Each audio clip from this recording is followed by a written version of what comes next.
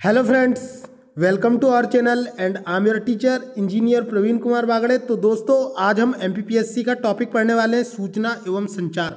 तो दोस्तों, अगर आपने मेरे इस चैनल को अब तक सब्सक्राइब नहीं किया है तो प्लीज़ जाकर सब्सक्राइब कर ले और ऑल नोटिफिकेशन की घंटी बटन को दबाकर ऑल नोटिफिकेशन को ऑन कर दे, ताकि हमारे द्वारा बनाए जा रहे प्रत्येक ज्ञानवर्धक वीडियो की जानकारी आपको मिलती रहे।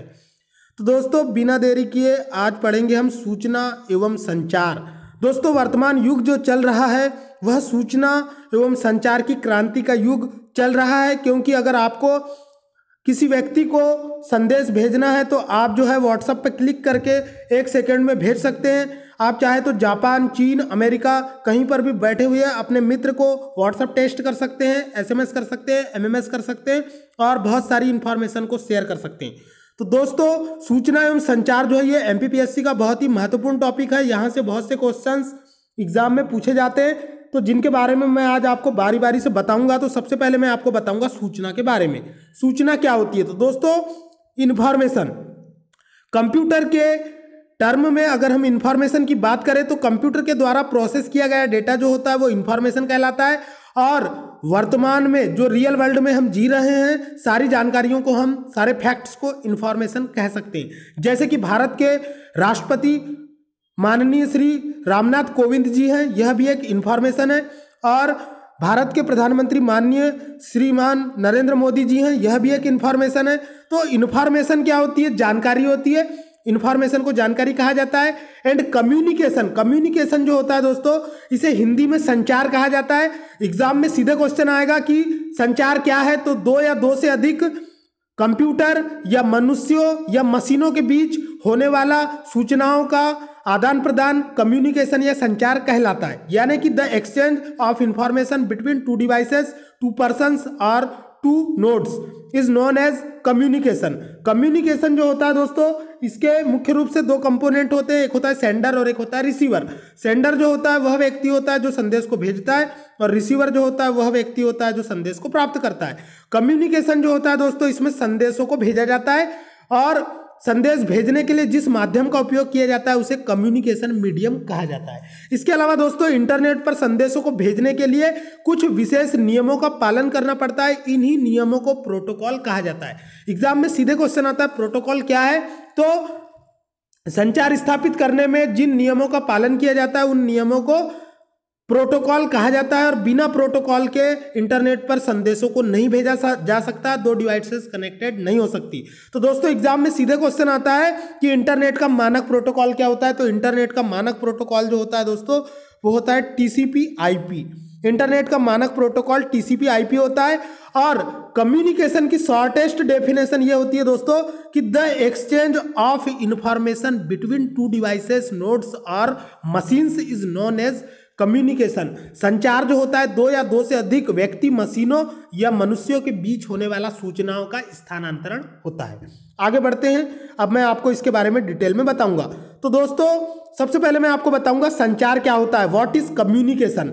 दोस्तों, मैंने कम्युनिकेशन के बारे में पूर्व में बता चुका है, लेकिन फिर से मैं आपको रिपीट करके बता रहा हूं। यहां पे लिखा हुआ है 2 या 2 से अधिक माध्यमों के बीच, 2 या 2 से अधिक माध्यमों के बीच सूचना या संदेश का आदान प्रदान संचार कहलाता है। संचार सूचना या संदेश को एक स्थान से दूसरे स्थान पर भेजता है ताकि प्राप्तकर्ता उसका सही अर्थ लगा सके। तो दोस्तों, संचार में क्या किया जाता है? जैसे हमने किसी को टेक्स्ट मैसेज किया गुड मॉर्निंग, तो उसे रिसीवर क्या करता है? उसका सही अर्थ निकालता है कि अगले व्यक्ति ने मुझे प्रातः काल की शुभकामना भेजा है, और वो रिप्लाई में करता है सेम टू यू या गुड मॉर्निंग यू टू। ठीक है दोस्तों, आगे बढ़ते हैं। अब मैं आपको संचार व्यवस्था का इतिहास और वर्तमान में इसका परिक्षेप्य में इसका महत्व बताऊंगा। तो दोस्तों, सबसे पहले अब हम बात करेंगे संचार व्यवस्था के इतिहास की। तो आरंभ से ही मनुष्य और जीव जंतु जो है वो संचार करते रहे हैं। आरंभ से ही मनुष्य और जीव जंतु ध्वनि के द्वारा सूचनाओं का आदान करते रहे हैं। प्रारंभ में ध्वनि संकेतों को बोलकर या ढोल नगाड़ा पीटकर सूचनाएं प्रेषित की जाती थी। लंबी दूरी तक सूचनाओं के प्रेषण के लिए संदेशवाहक का प्रयोग किया जाता था। तो दोस्तों, आप लोगों ने हिस्ट्री में पढ़ा होगा, एंशिएंट हिस्ट्री में, कि प्राचीन समय में जो आदिवासी लोग होते थे वो अपने उत्सवों को मनाते थे। किसी के घर में अगर कोई बच्चा जन्म लेता था या शादी होती थी या किसी की डेथ हो जाती थी तो नगाड़े पीट पीट कर बजाते थे और लोगों को आगाह करते थे कि यहाँ पर कोई फंक्शन मनाया जा रहा है या यहाँ पर कोई अलौकिक या कोई नई घटना घट चुकी है। तो इस तरह से दोस्तों ध्वनि के माध्यम से कम्युनिकेशन किया जाता है, यानी कि संचार किया जाता है और लंबी दूरी तक सूचनाओं को भेजने के लिए संदेश वाहक का प्रयोग किया जाता है। तो दोस्तों आप लोगों टीवी सीरियल्स के दीवाने होंगे, आप लोग जो है चंद्रगुप्त मौर्य और शिवाजी जैसी महान सीरियलों को देखते होंगे। तो दोस्तों वहां पर सूचनाओं को भेजने के लिए संदेश वाहक हुआ करते थे जो एक राजा के पास से दूसरे राजा के पास संदेश लेकर जाते थे और राजा को अभिवादन करके उसे संदेश सुनाते थे कि राजा ने आपके लिए यह संदेश भेजा है और आप जो है इसके प्रति उत्तर में हमें क्या संदेश देना चाहते देते थे। तो ऐसे लोगों को संदेश वाहक कहा जाता था। और आप लोगों ने वो मूवी भी देखा होगा और वो गाना भी सुना होगा दोस्तों, कबूतर जा जा जा कबूतर जा। तो इस तरह से दोस्तों संदेश वाहक हुआ करते थे और कबूतर जो है भारत में पहले से ही कबूतरों का उपयोग भी संदेश वाहक के रूप में किया जा रहा था और किया जाता था। आगे बढ़ते हैं दोस्तों। इसके बाद में मैं आपको थोड़ा सा और आगे ले जाऊंगा दोस्तों, जिसमें मैं आपको संचार व्यवस्था का इतिहास और उसका परिक्षेप बताऊंगा। विज्ञान एवं प्रौद्योगिकी के विकास ने संचार व्यवस्था में भी क्रांतिकारी परिवर्तन किया है। तो दोस्तों साइंस एंड टेक्नोलॉजी ने इतना ज़्यादा डेवलपमेंट किया है कि संचार व्यवस्था में क्रांतिकारी परिवर्तन आ गया है। आज telegraph, telephone, radio, television, internet, email, WhatsApp, Facebook, Twitter एवं संचार उपग्रह यानी कि सैटेलाइट कम्युनिकेशन के माध्यम से हम अपना संदेश पलक झपकते ही विश्व के किसी भी कोने में पहुंचा सकते हैं। संचार क्रांति में हुए क्रांतिकारी परिवर्तन को हम संचार क्रांति का नाम दे सकते हैं, जिसने मनुष्य के जीवन पर दूरगामी प्रभाव छोड़ा है। तो दोस्तों वर्तमान समय में इंटरनेट और टेक्नोलॉजी ने इतना ज़्यादा डेवलपमेंट कर लिया है कि अगर आप अपने मित्र जापान, टोक्यो या पेरिस में कोई संदेश को भेजना चाहते हैं तो 5 सेकंड में ईमेल कर सकते हैं, व्हाट्सएप कर सकते हैं और सारी सूचनाओं को यहां से वहां ट्रांसफर कर सकते हैं। आगे बढ़ते हैं दोस्तों। आधुनिक संचार व्यवस्था में सूचनाओं को विद्युत तरंगों में बदला जाता है और वो विद्युत तरंगों को सैटेलाइट पर भेज दिया जाता है और सैटेलाइट में ट्रांसपोंडर सिस्टम के माध्यम से उन तरंगों को दूसरे सैटेलाइट पर और वहां से फिर पुनः इलेक्ट्रॉनिक उपकरणों को भेज दिया जाता है और इलेक्ट्रॉनिक उपकरण उसे डिकोड करके उन इलेक्ट्रॉनिक सिग्नलों को ऑडियो वेव्स में कन्वर्ट करके रिसीवर को पहुंचा देते हैं। इस तरह से संदेश जो होता है वो सेंडर से रिसीवर तक पहुंच जाता है। यानी कि संचार व्यवस्था बहुत ही एडवांस हो चुकी है, जिसमें कि हमारे द्वारा बोली गई वॉइस को, जो मैं वॉइस बोल रहा हूं, इसे डिजिटल सिग्नल में बदल दिया जाएगा और इसे यूट्यूब पर अपलोड कर दिया जाएगा और फिर जब आप इसे सुनेंगे तो उसे फिर से ऑडियो वेव्स में बदल दिया जाएगा। तो ये जो टेक्नोलॉजी का विकास है यही संचार व्यवस्था का माध्यम है दोस्तों। आगे बढ़ते हैं। अब मैं आपको दूर संचार के विकास के बारे में बताऊंगा। तो सबसे पहले तो मैं आपको बता दूंगा कि दूर संचार क्या होता है। दोस्तों दूर संचार को इंग्लिश में कम्युनिकेशन या टेली कम्युनिकेशन कहा जाता है। टेली का मतलब ही होता है दोस्तों दूर और कम्युनिकेशन का मतलब होता है संचार। दूर संचार मतलब कि टेक्नोलॉजी की ऐसी व्यवस्था जिसमें हम लंबी दूरी तक डेटा या सूचनाओं को तेजी से भेज सकते हैं, टेली कम्युनिकेशन कहलाती है। और इंटरनेट के माध्यम से और नेटवर्क के माध्यम से हम टेली कम्युनिकेशन को इस्टेब्लिश कर सकते हैं। तो अंतरमहाद्वीपीय टेलीग्राफ व्यवस्था की शुरुआत अमेरिका और यूरोप के बीच 1850 में हो गई थी दोस्तों। 1857 की क्रांति के पहले ही इंटरकॉन्टिनेंटल टेलीग्राफ व्यवस्था की शुरुआत अमेरिका और यूरोप के बीच हो चुकी थी 1850 में।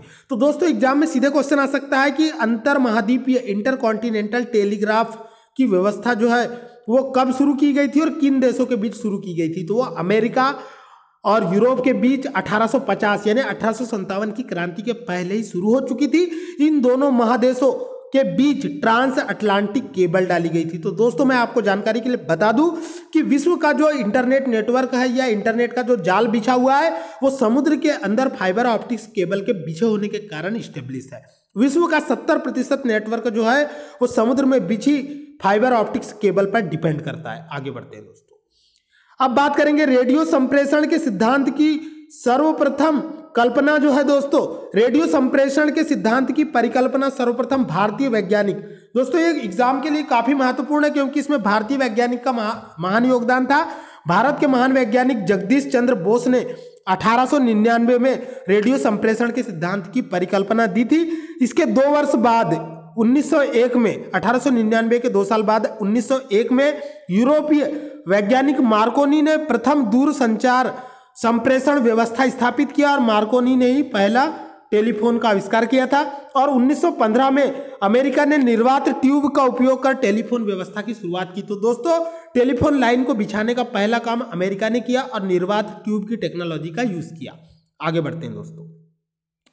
इसके बाद में दोस्तों 1948 में हमारे देश के आजाद होने के बाद 1 साल बाद 1948 में अर्धचालकों से बने ट्रांजिस्टर का उपयोग कर संचार व्यवस्था में एक नए युग का सूत्रपात हुआ, जिससे नए संचार व्यवस्था में गुणात्मक सुधार हुए।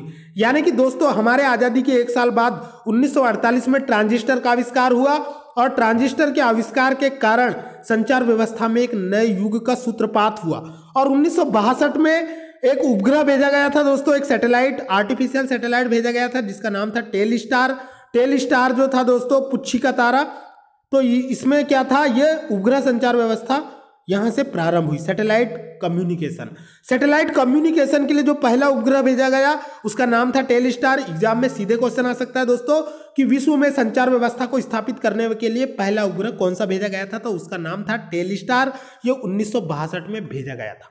आगे बढ़ते हैं दोस्तों। 1965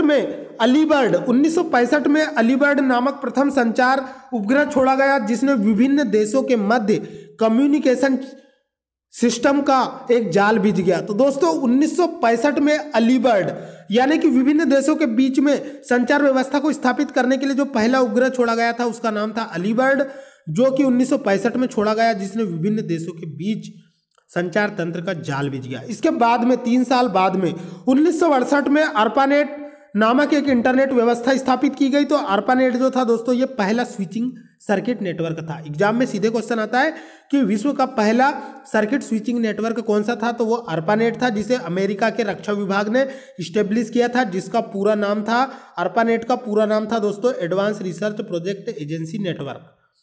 ये अमेरिका के मिलिट्री के द्वारा स्टेब्लिश किया गया था 1968 में। और उसी के 2 साल बाद दोस्तों 1970 में प्रकाशीय तंतु यानी फाइबर ऑप्टिक्स केबल का प्रयोग प्रारंभ हुआ, जो दूर संचार व्यवस्था में मील का पत्थर साबित हुआ। और वर्तमान समय में विश्व का 70% internet network fibre optics cable पर डिपेंड करता है। आगे बढ़ते हैं दोस्तों।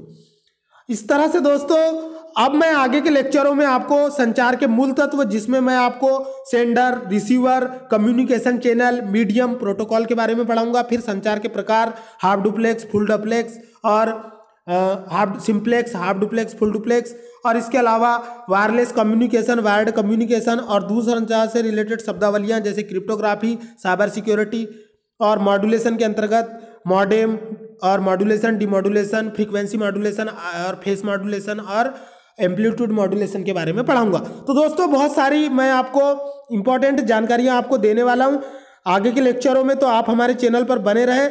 तो ये था मेरा पहला लेक्चर इंफॉर्मेशन और टेक्नोलॉजी, सूचना एवं संचार प्रौद्योगिकी का। तो मिलते हैं अगले वीडियो में और अधिक अच्छी जानकारी के साथ। तो आपने अगर मेरे चैनल को सब्सक्राइब नहीं किया है तो प्लीज़ सब्सक्राइब कर ले। ठीक है दोस्तों, तो मैं था आपका टीचर इंजीनियर प्रवीण कुमार बागड़े। मिलूंगा आपको अगले वीडियो में, तब तक के लिए टाटा बाय बाय, खुदा हाफिज।